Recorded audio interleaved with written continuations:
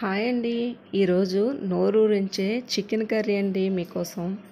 దీనికి కావాల్సిన పదార్థాలు: 1 కేజీ చికెను, ఒక 3 ఉల్లిపాయలు, ఒక గుప్పుడు జీడిపప్పు, కొద్దిగా జీడిపప్పు పలుకులు.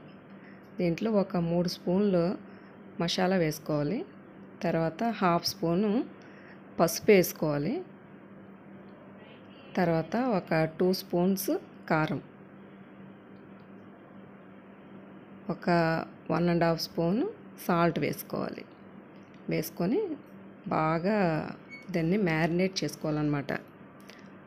కొద్దిగా ఒక పెద్ద స్పూన్ పెరుగు కూడా వేసుకోవాలి.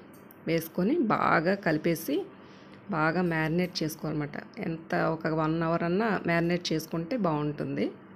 మూత పెట్టేసి ఒక పక్కన పెట్టేసేయండి. ఈలోపు ఉల్లిపాయలు అవి కట్ చేసుకుంటే సరిపోతుంది. కొద్దిగా ఈ జీడిపప్పుని మిక్సీ చేసుకుందాం. దీంట్లో కొద్దిగా ఒక 1 ఇంచ్ ఒక చెక్క తీసుకోండి, దాల్చిన చెక్క. దీన్ని పౌడర్లా మిక్సీ చేసి తర్వాత పెరిగేసి మిక్సీ చేయాలన్నమాట. మెత్తగా పేస్ట్లా అయిపోవాలన్నమాట. చూసారా ఎంత పేస్ట్ అయిందో? ఇప్పుడు మూకుడు పెట్టి ఒక 2 స్పూన్స్ ఆయిల్ వేసుకోవాలి. దానిలో కొద్దిగా జీడిపప్పు పలుకులు వేసుకొని బాగా వేగిన తర్వాత తీసి పక్కన పెట్టేసుకోవాలి. ఇప్పుడు ఉల్లిపాయలన్నీ వేసేసుకొని బాగా వేపుకోవాలి. సిమ్లో పెట్టుకొని వేపుకోవాలన్నమాట. చక్కగా కలర్ కొద్దిగా మారింది కదా, ఇప్పుడు కొద్దిగా కరివేపాకు వేసుకోవాలి. బాగా కలిపి బాగా కలర్ చేంజ్ అయిపోవాలండి, లేదంటే తీపి వచ్చేస్తుంది. చూసారా, కలర్ బాగా చేంజ్ అయింది. ఇప్పుడు చికెన్ అంతా వేసేసుకోవాలి. ఇప్పుడు ఇదంతా బాగా కలుపుకోవాలన్నమాట, కింద నుంచి పైకి, లేదంటే అడుగంటేస్తుంది. కలిపేసి మూత పెట్టేసి చక్కగా సిమ్లో అలా ఉంచేసుకోవాలి. బాగా లోపల నుంచి చికెన్ ఉడకాలన్నమాట.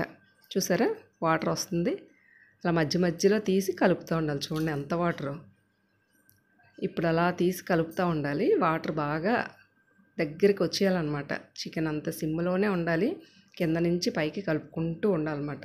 దగ్గరికి వచ్చింది కదా, ఇప్పుడు జీడిపప్పు పేస్ట్ వేసుకొని బాగా కలిపేసుకోవాలి.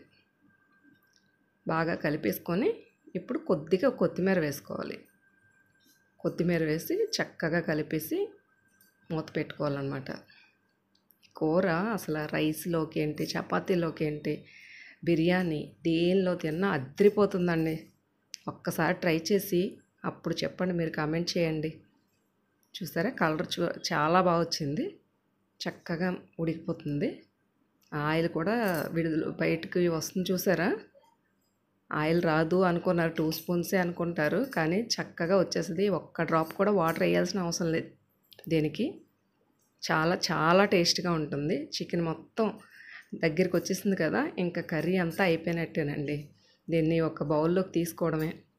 మీరందరూ నచ్చితే ట్రై చేసి నా ఛానల్ని సబ్స్క్రైబ్ చేసుకొని నన్ను ఎంకరేజ్ చేస్తారని ఆశిస్తున్నాను. అంతేనండి, chicken curry ready. Please like, share and subscribe my channel. Thank you so much.